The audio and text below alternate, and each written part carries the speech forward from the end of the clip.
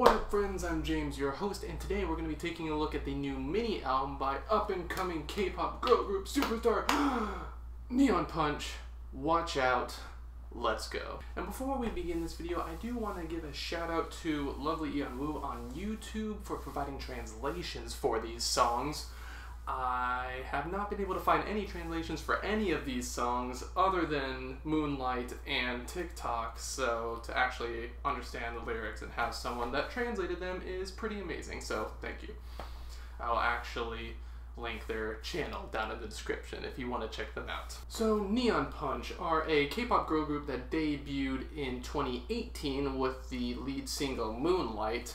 A fun new wave inspired dance pop tune with great vocals, great instrumentation, great production, probably one of the best debuts that I heard last year. So when I heard that they were announcing their new mini album, I was kind of wondering if they would continue that trend, and kinda. With this new mini album, they take that core new wave and disco influenced sound and kind of put it on the background underneath some more modern pop sounds. And that is for better and for worse. We get a lot of interesting things that are a bit more modern, however we also fall into more modern pop traps. So for this one, it's a bit of a mixed bag on the influences, but overall I think it came out pretty alright. Now this is technically their second mini album. They count their first single Moonlight and that package as their first mini album, even though it was only 3 versions of the same song, but just for argument's sake, we will give it to them and we will say that this is their second mini album, although I consider this to be their first actual project. And just for history's sake, this is also the first project to feature new member Dohee, as Terry has left the group due to medical reasons, so if you're a fan of Terry on Moonlight, she's not going to be on this mini album, so we'll just have to roll with it. All the best to her, but let's see how the album stacked up. The album starts out with an intro, it's just called Intro, and this is probably the most modern sounding song on the album.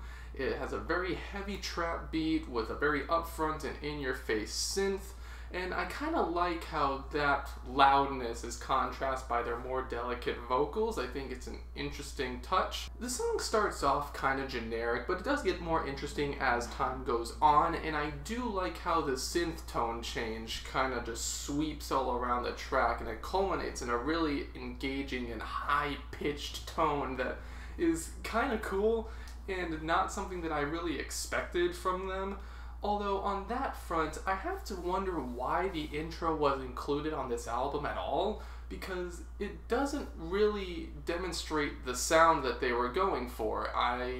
No song on this album sounds like this intro. So it's weird to me that they would put this as the first sound of the album when nothing else even comes close to sounding similar. So that's an interesting decision and one that I'm not really sure about, but overall it's just a harmless intro that just kind of gets you a little pumped, gets the blood flowing a little bit, so it's okay. Next up we get to TikTok, the lead single from this album. And right off the bat, we get these very modern, sampled, pitch-shifted vocals, and I'm not really a fan of this on any sort of modern pop album or anything in general, but I do think that it was used okay here. It's super catchy, it's super upbeat, so they used it in a way that I could say didn't annoy me at least, so that's good. I also really like the pop rock and new wave inspired guitar and bass. It really sounds like something that you would maybe hear on a Tears for Fears album or something like that. Something where it's a bit more subtle, but it's still present and it still provides a backbone to the track. While this kind of falters a bit on the build-up to the chorus, I think that build-up is fairly generic and just kind of run-of-the-mill pop. The chorus itself is very upbeat and catchy, and I think it provides nice connections back to the verses as well. Now the lyrics are kind of your standard fare about love, talking about really meeting someone and getting to know them for the first time after only briefly running into them in the past. I do think musically and vocally this song is really good and those aspects kind of carry it, where the lyrics are just kind of there. They're nothing bad or anything, they're just very standard, and I think you're going to be listening to the song mostly for the vocals and the music and not for the lyrics. Speaking of the vocals, I have to say I really do like Ian's rap verse here, because it's less of a rap and more of a sing-songy vocal style that borders on rap and singing. And for their genre of music, I think this is probably the best you can do with a rap segment. A lot of the more cutesy concept groups go for either a super cutesy rap, or they go for a rap that tries to paint them as hard when that doesn't fit the image. Cease this. Stop this. That doesn't work. I don't want to hear a cutesy rap, and I don't want to hear a cutesy group pretending to be hard. I think if you're going to have a lighter sound, this is the way to do it. So I think a lot of groups can take note on this, because this sort of blend of singing and rap is what makes the whole vocal delivery on this part interesting and separate from what a lot of other groups are doing. So this is probably one of their biggest strengths, and they did this on Moonlight as well, knowing when to have a combination of different vocal styles and not merely falling into tropes of one or the other. And I also have to say, there is an incredible guitar solo during the last chorus. Obviously it's not a true guitar solo since they're talking over it, but I was so surprised when I heard that the first time, and God, it is so good. That thing is just wailing on in the background when they're just singing their last chorus, and that just blends together perfectly. So whoever made that executive decision, they get an A+ from me, because that's amazing. The next song is called Like It, and this is probably my least favorite song on the album. This is definitely the one that falls into the most modern pop traps. It's very simplistic musically, and that doesn't help that the high-pitched vocal samples are coming back with full force, and they don't have an instrumental to rely on to kind of bring them together with the main sound of the song. They just stand out as annoying, and they just weren't used as well as in TikTok, and it just comes off as generic and uninteresting. It has a standard pop trap beat and bass along with a standard EDM inspired drop and chorus, and it's just something that doesn't stand out at all. I feel like this, while it's not awful or anything, it's the prime example of being so run-of-the-mill that nothing stands out, nothing is interesting. And for a new group, I think that's a problem, because you want to stand out and you want to be interesting. You don't want to do what everybody else is doing, because that nobody will listen to you if they already have a group with that sound that's bigger and they've been with longer. So by catering to more modern pop trends, I feel like they're doing themselves a disservice, because nobody's going to find them and listen to them. Whereas before, with Moonlight and even with TikTok and stuff like that, they actually had an interesting sound all of their own. The lyrics are also about unrequited love, but I find them fairly uninteresting. They don't have the charm of TikTok, and I really don't care for how simplistic and general they are.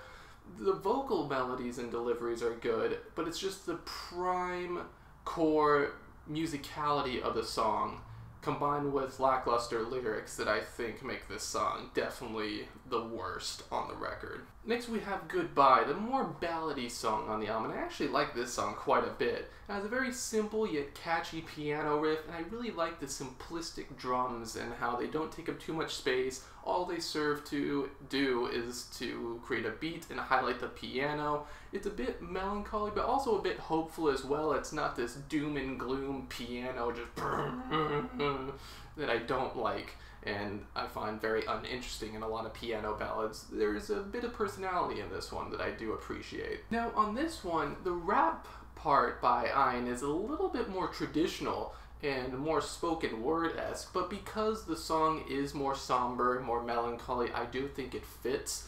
And again, with darker sounds like this, I think more traditional rap works. It's just when you try to do that on a lighter song, it just sounds out of place and ugly.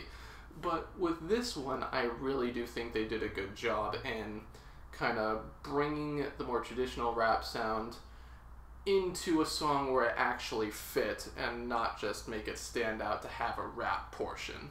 Lyrically, I think it's also kind of interesting talking about these two people drifting apart, but also accepting that things like that happen, whether it's about relationships or friends or what have you. This one in particular seems to be about a relationship.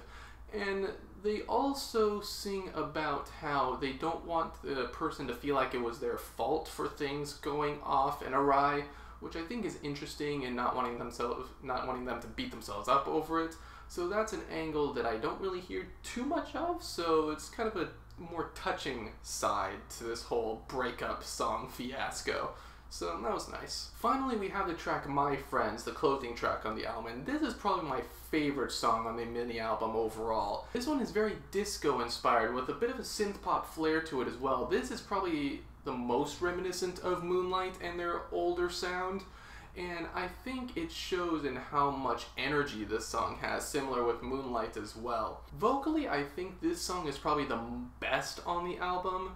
The vocals are really fresh, they're exciting, they're upbeat, they're performed really well, and I do like the little mini rap that kind of goes back to the Moonlight sound as well, the very poppy, bubbly side of sing-songiness that really made them have an identity and helped shape that identity on their debut song. And lyrically, I think it's a fairly interesting concept as well, kind of finding strength through lovers and friends and things like that. And also an interesting take on love where it's more of having a friend first and a lover second. I think that's an interesting angle and an important one to actually demonstrate to a lot of people who want this pure lover. It's important to be friends first, I feel, and I think this song captures that a lot. And if you really think about it, I guess being a friend first and a lover second might prevent songs like Goodbye from happening, so who knows? It might be a good thing for them. There's also some, in addition to the disco influence, there's also some interesting 90s pop influences as well, with a few instances of record scratching and also a guitar riff that is very reminiscent of 90s pop. And they're not in the forefront. They let that disco flair take the center stage, but I do like how they're in the background and how they accentuate the main beat. I thought the production on this one was very smart and very catchy, and this captures what I feel Moonlight did when I first heard that as well. So this, I think, is the sound that they should probably stick to, or at least this sort of experimentation and combining classic sounds with a bit of a modern pop twist. Not go completely modern pop and fall into those traps, but find something that balances the two. So overall, I did think this was a fairly nice collection of pop tunes, kind of combining pop tropes of the past and the future and bridging them together in a nice way to create something that's kind of interesting and a sound all their own.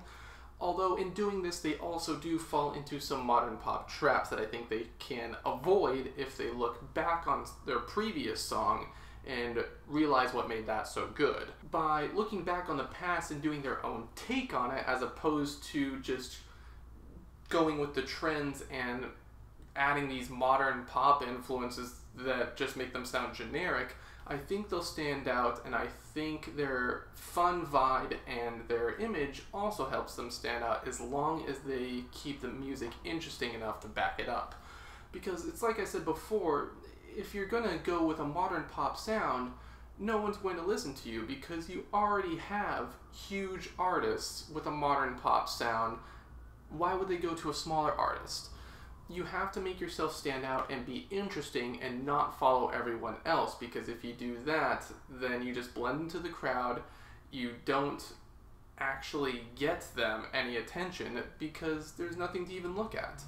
And as a new group, I feel like they need to have their own sound in order to succeed, because in this industry, if you don't have a huge hit, you're probably not going to make it. So if you're going to give them run-of-the-mill pop tunes like It, then don't be surprised if they don't. But luckily, on this mini album, I think they pulled it off overall. I think with TikTok and My Friends, I think they captured a lot of what made Moonlight so good, and I kind of just hope they continue us going down the road. I think this was pretty good, and that is that. I'm feeling a Light 6 on NeonPunch's Watch Out. Very nice. And of course we do have to talk about the album art, because that's just something I guess I do now these days. So what do I think about the album art? Overall, I think it's okay. It's pretty busy for my taste, I have to say.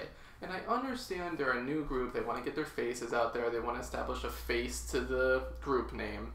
But I think overall they should have taken it in a more design-focused direction. I mean, if you look at albums by, or at least album covers by artists like EXID and Mamamoo and things like that, I think those establish an image way better than just putting their faces on the cover ever could. And I think in order to rectify this, taking the pattern in the bottom right-hand corner, making that the album cover, take their faces off entirely, make that pattern the album cover, put Watch Out in the center, and see if that works. Because if you're going to be looking back on these covers a few years from now, you want it to still seem new and modern. Imagine looking back to like a 90s boy band cover where they're all on the front. Like, you're going to say, oh, that is so dated, that's so 90s. If in a few years, if they're still going, people might look back on this and say the same thing. Making your covers design focused will add a sense of timelessness to this while still capturing the fun, new wave and disco inspired vibe that they're going for.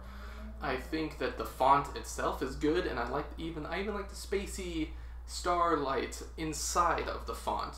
But just make that pattern the background, take their faces off, put the font in the center, see what comes of that, because that, in a way, with so many groups being on the cover, that might actually make it stand out even more. Who knows? But hey, that's just my opinion. And of course, thank you all for watching. What did you think about NeonPunch? Did you not listen to them at all? Are you a K-pop hater? You hater? Well, whatever. Listen to this anyway because it was fun and I did enjoy it. And you can leave your comments on what you thought down in the description down below. If you don't like my opinion for whatever reason, that's okay. I don't have a witty response this time. But anyway, again, thanks for watching, and I hope I will see you in the next one. And until then, farewell.